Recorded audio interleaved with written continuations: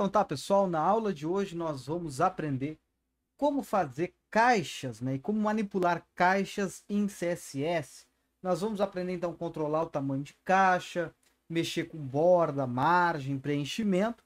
E também nós vamos, na aula de hoje, né, aprender a exibir e ocultar caixas em CSS.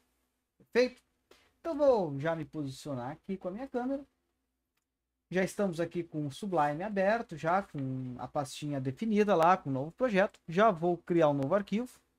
Já vou salvar ele como index.html. E vamos na aula de hoje, né? Eu já vou colocar aqui toda a estrutura que a própria Sublime já proporciona. E vou colocar aqui então caixas em CSS. Vou colocar o meta char7. E vou, na aula, começar primeiramente com uma div e um parágrafo. Esse parágrafo, vou botar um blá, blá, blá. E vou repetir esse blá, blá, blá aqui algumas vezes. Certo? Vamos executar para ver como é que fica esse nosso resultado. Nós temos aqui, então, o resultado da nossa caixa, por assim dizer. O resultado, então, do nosso código HTML. Vamos adicionar naturalmente um CSS. Já vou fazer aqui um new file. Eu já vou salvar como estilo.css. Já venho aqui e já linko. Opa, sempre fazendo errado. E estilo.css. E aqui nós vamos então colocar a formatação aí que nós queremos. Vou botar a div. Vou botar a div com background color pink. E o P, que é o parágrafo, com background color gray. Isso. Como vocês podem ver, nós temos já aqui uma questão que a div não está aparecendo. Por quê? Porque o parágrafo está à frente da div. Correto? Então, a div não está aparecendo porque o parágrafo está à frente. Vamos então definir uma largura para a div. Vamos botar aqui 400 px para a div. E vamos botar 360 px para o parágrafo, a largura dele. E aqui nós temos então um dos primeiros atributos que nós vamos aprender, uns parâmetros, ou uma das primeiras regras que nós vamos aprender em CSS, comandos, que é o width, que é a largura, naturalmente, do objeto, do elemento. Então, a div, como ela é maior em largura que o parágrafo, ele vai acabar sobrando um pouquinhozinho do lado. Se eu botar a altura aqui, high, em inglês, 400 pixels, veja aqui, temos um quadrado e uma caixa, olha que legal, da div. A caixa rosa é a div e a caixa cinza é o parágrafo. Então essa é a primeira questão que a gente está vendo. Além de usar pixels, eu posso colocar também a altura ou a largura, o que eu quiser, como porcentagem. Por exemplo, eu posso botar aqui a div, a largura dela como 100%. Então ele vai ocupar 100% do espaço disponível. Querem ver? Eu vou botar a largura do P como 80%. Ó, se eu aumento, ele aumenta junto. Se eu diminuo, ele diminui. Então, eu consigo definir a largura em termos de porcentagem. O que é muito útil também, dependendo do que eu quero fazer no meu site. Fazer um site responsivo, fazer um site aí que se adapte conforme a largura da janela.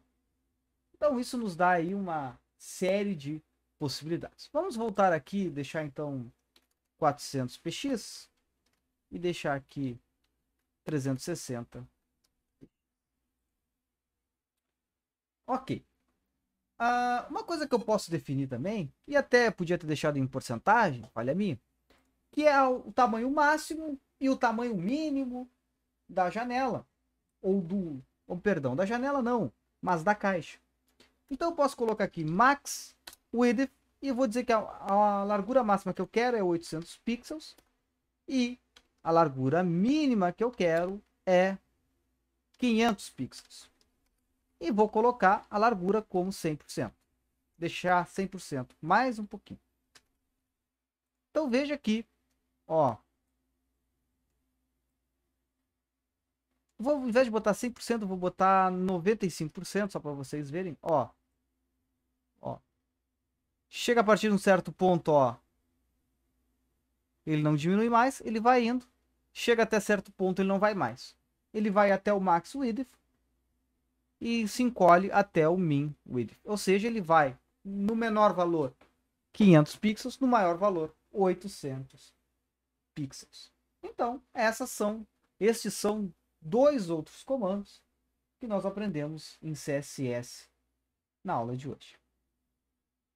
Bom, a partir daí, nós temos que aprender algo chave para a concepção de caixas, que é, e eu vou encontrando aula tomando um chimarrão, eu sou gaúcho e gosto de tomar um chimarrão, que é o conceito de borda, margem e preenchimento. Nós temos o conteúdo, não se dizer que seja um parágrafo, nós temos o conteúdo e a borda. A borda é esse azulzinho aqui. A distância entre o conteúdo e a borda é o padding, o preenchimento. E a distância da borda para fora é a margem. Ó, da borda para dentro, preenchimento, padding, da borda para fora, margem. Vamos ver isso aqui. Eu vou pegar o P, que eu já defini uma largura, vou botar uma altura aqui também, ó, um height de 360x. Vou deixar a width cravada em 400. Vou tirar o max e o min. Ok? E eu vou definir uma borda para o parágrafo. Primeira coisa que eu vou fazer é definir uma bordinha. Então eu vou botar aqui border width. Primeiro elemento da borda. Border width. Em pixels. 1px. Border styles.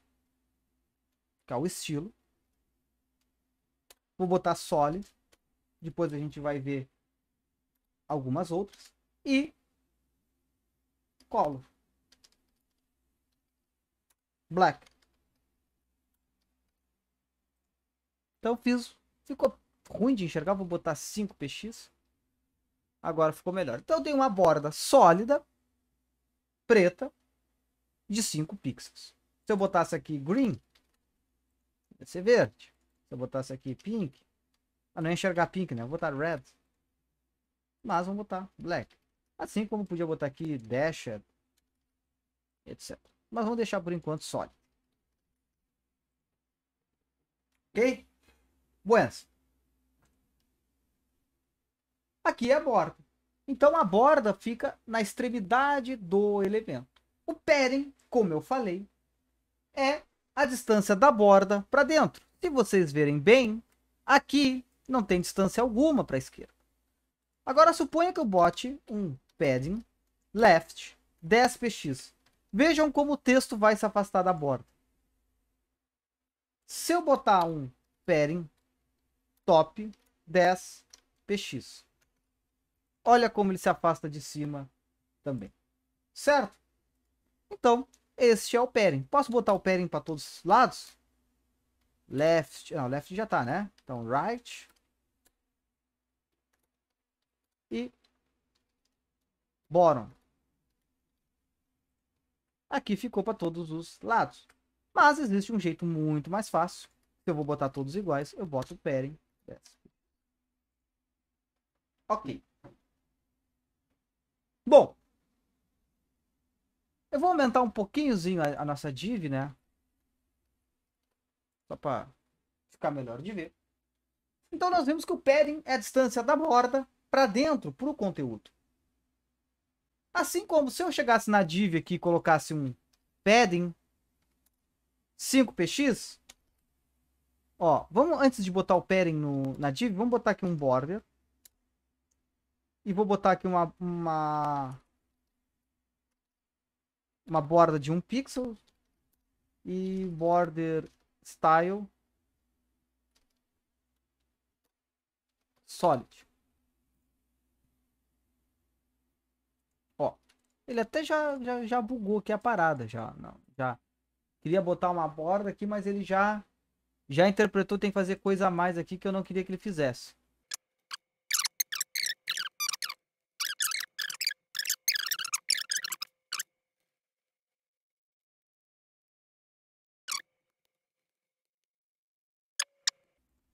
Ok, quando eu coloco a borda aqui na div, ele define uma margem automaticamente para o parágrafo. Vamos tirar essa margem, né? Vamos botar margem 0.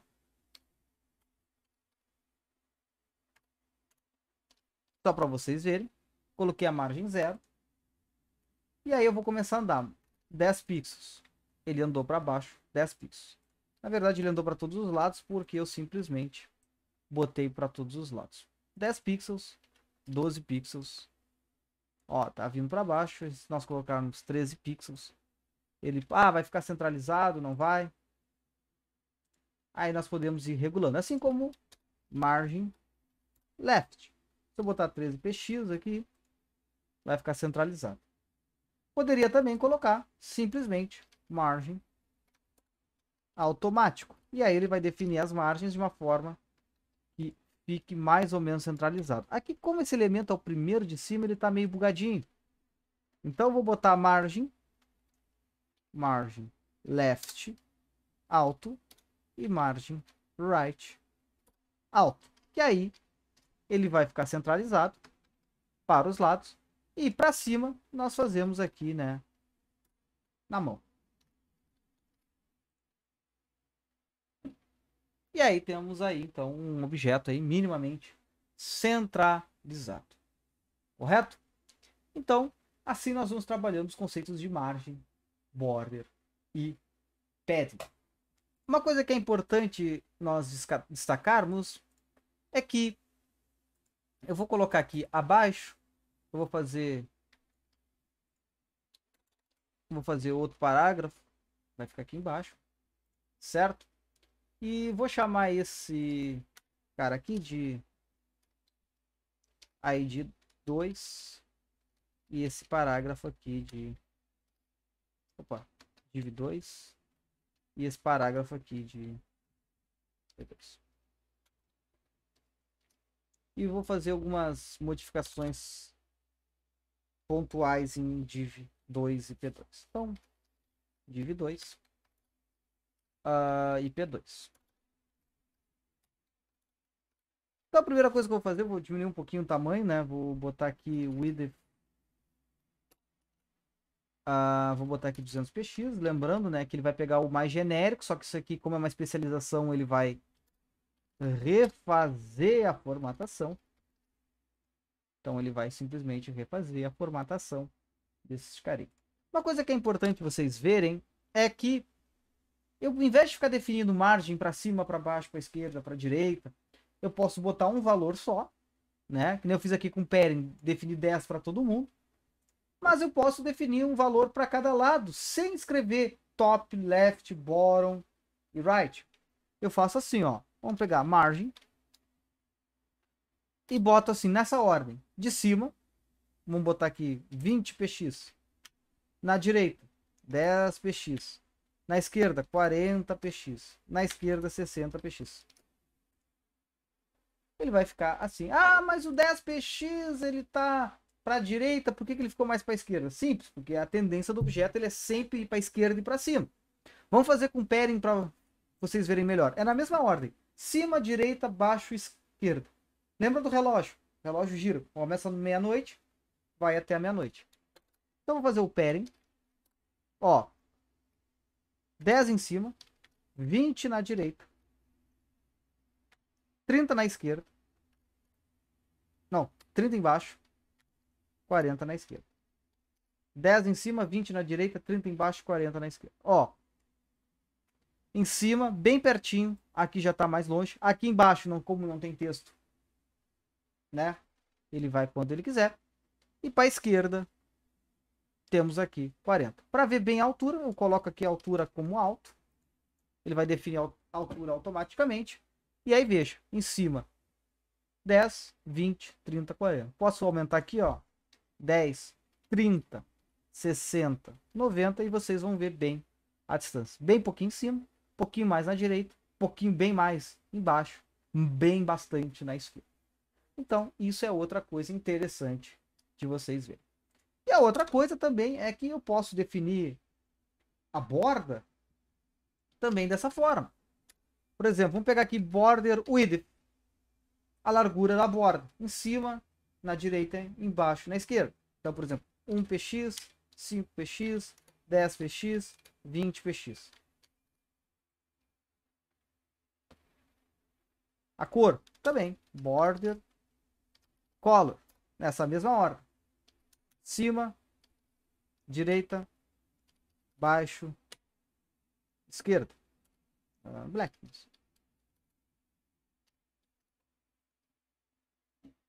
Mesma coisa, mesma coisa. Width color. Nós podemos também definir até o estilo da borda nessa ordem. Mas antes de definirmos o tamanho da borda nesse estilo, vamos deixar uma borda fixa só para a gente poder enxergar os estilos da borda, tá? Uma borda aqui normal, de novo. E nós temos quais estilos de borda? Border Style. Bom, nós começamos com nenhum, que é nenhum. Nós temos o Solid, que é a borda sólida, né? Normal, que a gente espera que uma borda seja. Nós temos o Dashed, que é tracejado, por assim dizer. Nós temos o Double, que são duas linhas. São uma linhazinha dobrada. Nós temos o Inset, que eu vou ter que tirar a width para poder fazer isso.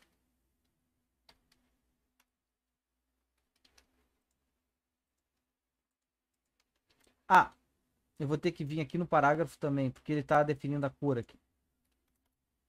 Tem que definir. Não, o width eu posso até deixar. Que eu tenho que... Bom, se eu definir aqui em cima também, né, azar. Tem o inset, que ele dá esse efeito. Eu tenho o outset. Eles não funcionam se a gente definir cor, tá? Outset é desse jeito. Tem o groove, que é meio dobradinho assim. Tem o ridge. Eita, esse F aqui não existe. Ridge, que é desse jeito. E aí vai que vai. E a gente pode definir também um estilo para cada lado. Por exemplo, eu posso botar ridge em cima, dashed na direita, solid na esquerda, embaixo, né? E dotted.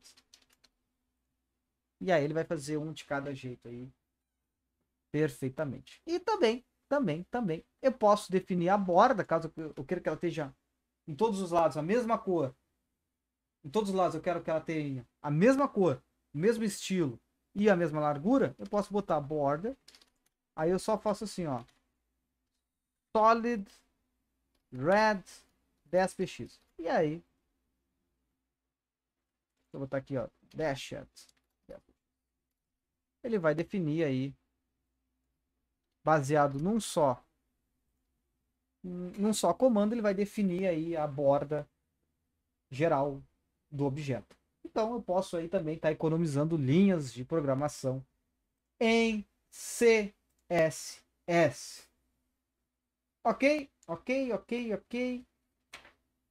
Bom, então falamos sobre o margin, o padding.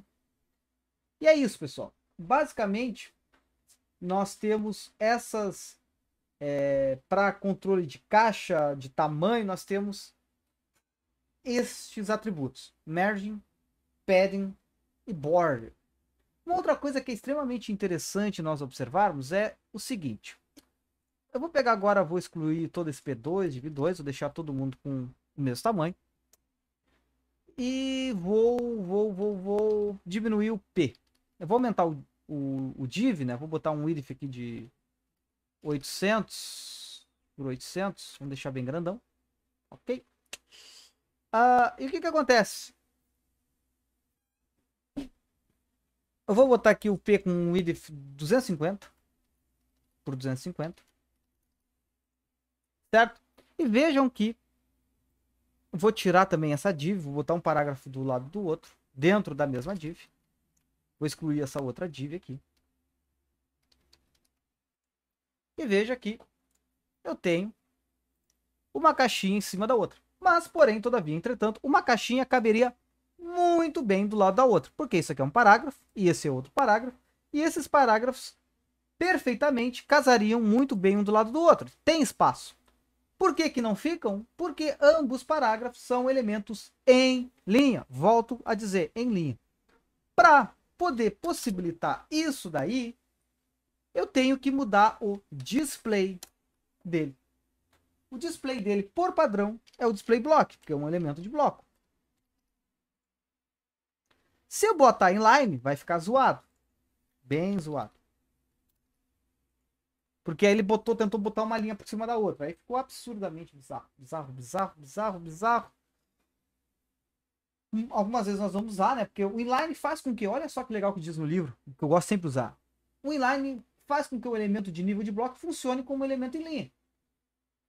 Bom, aí ficou tudo uma linha. Ficou bizarro. Não tem nenhuma propriedade de bloco. O que a gente quer agora? Um inline block. Ou seja, que o elemento, olha só, de nível de bloco, flutue, o elemento flutue como um elemento de linha. E, ao mesmo tempo, mantenha suas características de elemento de bloco. Ou seja, isso aí. O parágrafo, ele vai flutuar inteiramente como um elemento de linha. Internamente, ele vai ser um elemento de bloco, mas externamente ele vai flutuar como um elemento em linha. Aqui ficou muito coladão para a esquerda, né?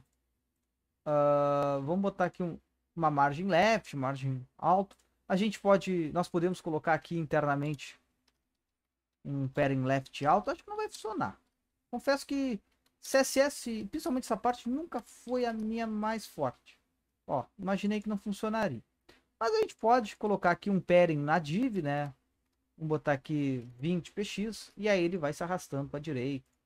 660 px, 100 px, vamos botar 100 px, e aí ele vai indo, e aí a gente pode encontrar o meio aí tranquilamente. Porque eu poderia embarcar esses dois aqui dentro de uma div e fazer essa div e ter a margem alta, e aí ele centralizaria muito bem. Bom, voltando aí na questão do display, é legal que eu posso, por exemplo, pegar uma imagenzinha qualquer, deixa eu achar uma imagem aqui no meu navegador, que aí eu já coloco essa imagem do nosso site, certo? E ó, essa imagenzinha do Valheim, gostei. Pego essa imagenzinha, coloco aqui na nossa pasta caixas em CSS, aqui, certo? E vou adicionar no nosso código. Vou botar antes dos parágrafos. Vou pegar aqui img src, não, para src já tá, né? img.png. Vou botar aqui uma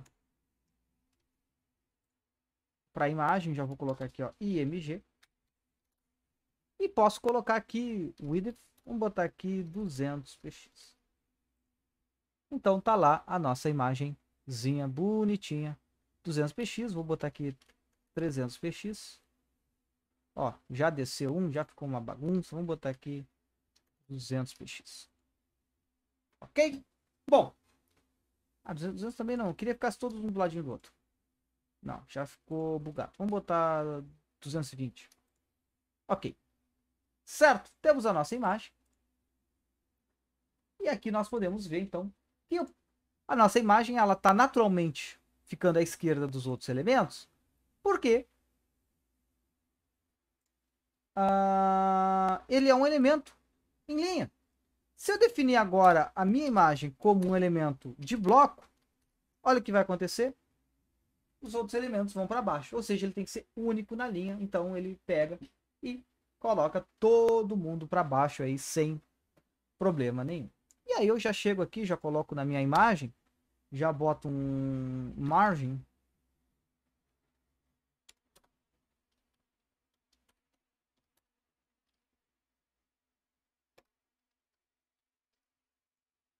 já para deixar ele meio centralizado. Ele vai ficar meio pro lado por causa do padding, né? Eu coloquei aqui esse padding proporcional. E aí, bom, aí vai... E aí a gente vai configurando isto tudo aqui conforme nos apraz. Até posso colocar aqui pro P, posso botar aqui umas margenzinhas mais, né, adequadas. Nós podemos ir começando com 50 px. E aí podemos aí... Veja que ele aplicou para ambos, aí ambos se afastaram. E aí por assim por diante. Posso pegar minha imagem aqui, botar uma margem superior, posso botar aqui 100 pixels. E aí ele vai descer um pouco. Boto uma margem embaixo aí de 50 pixels e os outros elementos vão descendo. E aí eu vou brincando, né, conforme eu quiser. Vou aumentar, até posso aumentar um pouquinho o tamanho da minha imagem, para 300 pixels, certo? 400 pixels, aí vamos aumentar. Uma outra coisa que é importante falar, né, é que eu acabei me esquecendo, é sobre a borda. Faltou só uma questãozinha sobre bordas aqui, que eu vou tratar agora na borda no P, que é o radius, né, que seria o... deixar a borda mais ou menos, né? Mais ou menos não existe, né? Mais ou menos arredondada. Por exemplo, border radius. E eu boto aqui 50 px. E aí eu dou um arredondamento nas bordas. 10 px. Ó. Ficou mal arredondadinho. 20 px. Foi arredondando. Posso fazer isso até na imagem também. Chego aqui na imagem. Coloco. E aí a imagem fica arredondada. Fica mais bonita de ver. Não fica tão agressiva aí pro usuário. Certo? Então esse border radius, né, vamos dizer, e eu posso também colocar, né, em dois eixos diferentes. Eu vou tirar daqui vou colocar no parágrafo, fica melhor de ver. Exemplo, 50 px. Aí veja que ele fica mais arredondado desses dois lados, né? Então, o primeiro valor é essa diagonal aqui, o segundo valor é essa diagonal, e eu posso colocar também todas as diagonais. A ordem eu não lembro bem direito, mas é só ficar testando aí que é sucesso, sem galho nenhum. E aí dá para fazer aí alguns elementos aí com umas formas mais diferenciadas, simplesmente mudando a borda. E por fim, porque nosso vídeo aí já está chegando ao limite aí de meia hora, nós vamos ver a visibilidade, certo? De um elemento. Eu posso chegar aqui num elemento e botar visibility hidden. E ele simplesmente some. Sumiu. E aí eu boto visibility. Opa. Visibility. E aí eu boto visible. E ele volta a aparecer. Vamos fazer na imagem. Vou botar aqui visibility hidden. Desaparece. E aí eu boto aqui visible. E ele volta a aparecer. E outra questão, né, que nós podemos ver por último no parágrafo é o box shadow, que é basicamente a sombra da caixa, por assim dizer. Então se eu boto aqui 10 pixels, 10 pixels e black. Aqui eu vou deixar 0 pixels e já vou explicar o que vocês. O que acontece? Ele projetou uma sombra para baixo, na direita, com 10 preta. Se eu boto menos 10 aqui, ele muda o eixo X da sombra. Então, vou deixar 10. Se eu boto aqui negativo, ele vai fazer a sombra para cima. Ok?